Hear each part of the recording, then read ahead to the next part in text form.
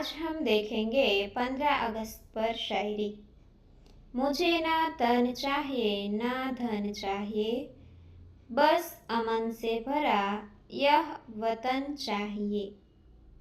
बस अमन से भरा यह वतन चाहिए।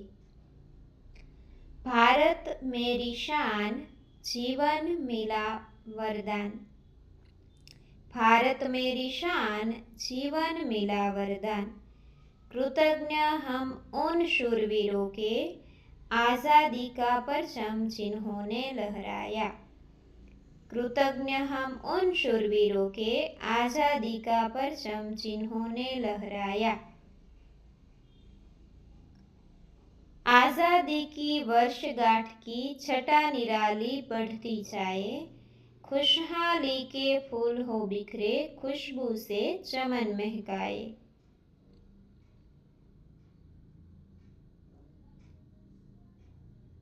भाईचारा रखे परस्पर, अमन चैन का नारा हो, शांति रखे दिलों में अपने, भारत हमको प्यारा हो।